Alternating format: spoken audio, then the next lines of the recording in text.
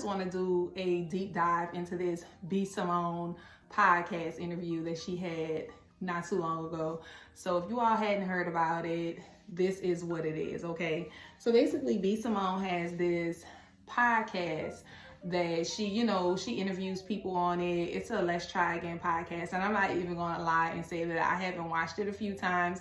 It's pretty positive for the most part. It talks about like God and motivation and just different things like that. So it's a pretty positive podcast, but the podcast kind of already had some negative connotations to it, because prior to that she had another podcast with her then best friend, but they fell out, and so she started this one. So anywho's, long story short, she had a podcast with her best friend on there, the new best friend named Shakana. And basically, Shakana was talking about how she felt a certain way when B. Simone was giving checks and helping people out, and what wasn't helping her out in her time of need. She, single mother, had to move in with her parents, car got repossessed, she was on food stamps, Medicaid, all of the things, right? And B. Simone didn't help her out.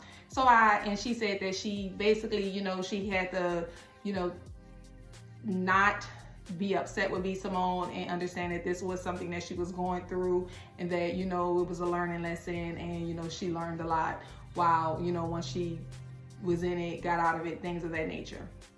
So while this girl was saying all this stuff, B. Simone was just like, Jesus, wow, what? Basically just like almost in the sense like she didn't know what was going on, but she did. But she was just like, oh my goodness, like da da da da da da.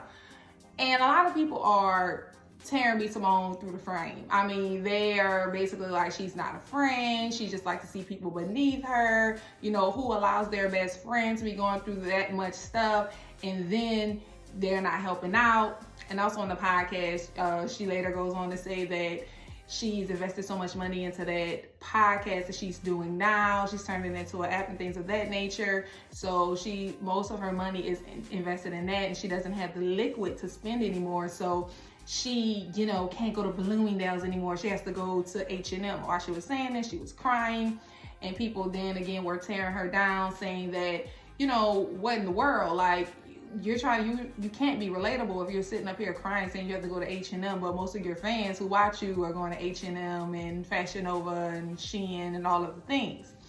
So B. Simone, she wasn't really responding, but then I think she did a video to kind of troll or whatever in response to people coming at her.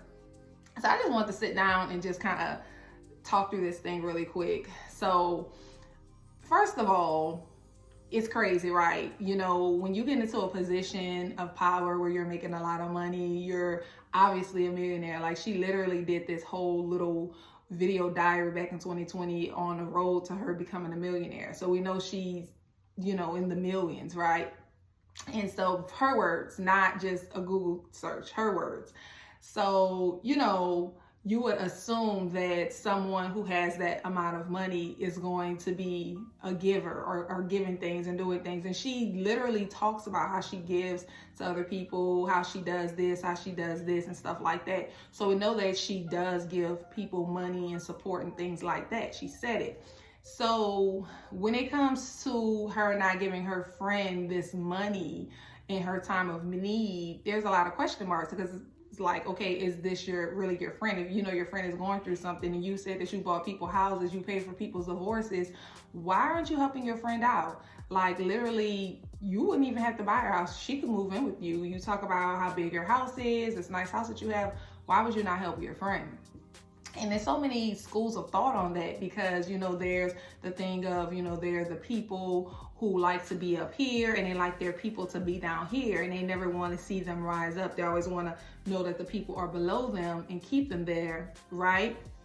And then there's a school of thought where they have people, where they might have people in their lives who basically never get right. No matter how much money they have, no matter how many opportunities they have, they blow the money, they blow the opportunities, and are always here and looking for you for help to get them here, but they never get here no matter what. So it's the thought process of which one is which here, right? And my assessment of B. Simone is, I don't think she's a bad person.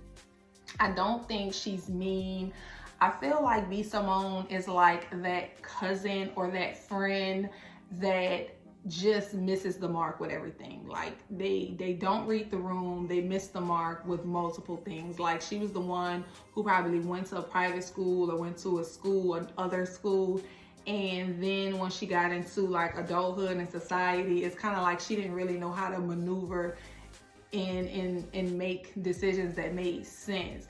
Like we can look back at a lot of the times with what she's done. Like she created a book, then was selling a book that later went back and people were saying the book had like copyright infringement or something like that.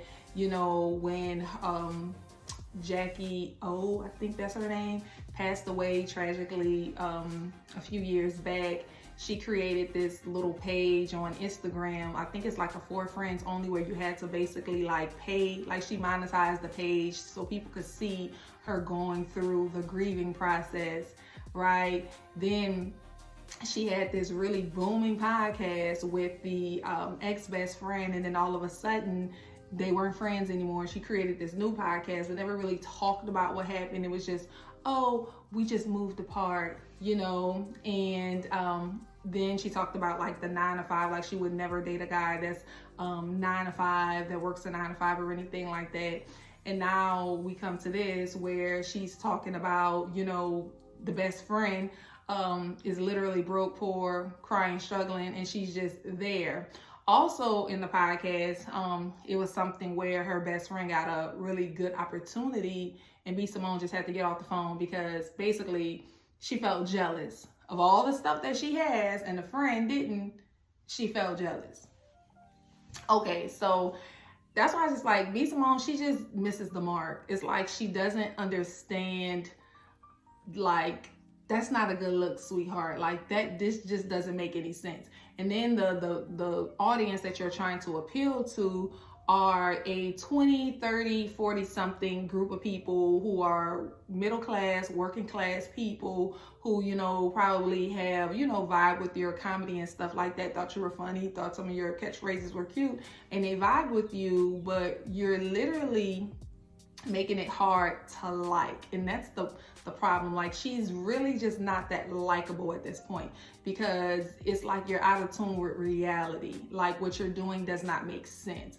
Like with the thing with the book, like she made this whole cry about, oh, it wasn't copyright infringement and stuff like that, but it kind of looked like that, you know. Like you're not dotting your I's and crossing your T's with the stuff with the Jackie O. Like how could you not see that it can be looked at like you are trying to monetize off of one of your friends' death? Like that's what it looks like. That may not what you were trying to portray, but that's what it looked like to us. That's what we visualized when we saw, like, why are you wanting us to pay to see you grieve? That should be something that you put in the background. That's not even something that you need to put out there. Like even with her friend, like why would you allow your friend to get on the platform and say that and not think like, how is this going to look to my audience? How are people going to receive this? Like they're not going to receive this like, oh goodness, this is just a rags to riches story. No, they're going to look at you and like, man, you see your friend struggling and all you can say is Jesus. Like really, girl, like come on. You have to think, you have to look at some of this stuff. And then even her friend Pretty V, that was also on Wild and Out with her, is another comedian, really funny. She's even been on her podcast and told B Simone, like, you need to stop telling your business. You need to stop trying to put everything out here, because I think what B Simone feels like she's doing is like she's trying to be relatable and relate to a bigger audience, but you don't know how to taper that stuff. You don't know how to kind of like mold it and put it in a package to make it look like something that we want to see and want to hear. You just come off as mean, catty, you know, bratty, and unrelatable. And people, you're going to lose your core audience, you know? And, you know, and there's, like I said, people can say, oh, well, it's not B Simone's responsibility to help her friend. Her friend is grown and she, you know, has children and she should be able to do what she has to do on her own. Absolutely. And that is absolutely right. But at the end of the day, if you have somebody that's on your team, because that girl travels with her, that girl basically works for her or works with her, Why is she broke? Why is she not have things? Why is she with you shopping knowing that she can't get the stuff? Like, it's almost like you want to have people around you that are yes men, or that's what it looks like to us. So those are just some of my opinions. I really feel like, you know, she just misses the mark with a lot of stuff. She's not relatable. And people are basically tired of her, tired of like the antics. And a lot of the time, I honestly think that they are antics. I feel like she goes for viral moments. She looks for things to do for virality. And she makes it seem like, oh no, that's not, you know, I don't understand what's going on. But honey, like at the end of the day, you're 35 years old. You've been in the entertainment business for at least 10 years. You know what looks right, you know what makes sense. You have to have someone in your corner that's doing checks and balances saying this does not look right. You should not go forward with this. But that's just my thought process. Tell me what you all think. You know, is she right? Is she wrong? Is she responsible for her friend? Do you think that she just wants people, this little minions and yes, people underneath her? What do y'all think? Drop down in the comments and let me know. Again, thanks for watching. Have a great one.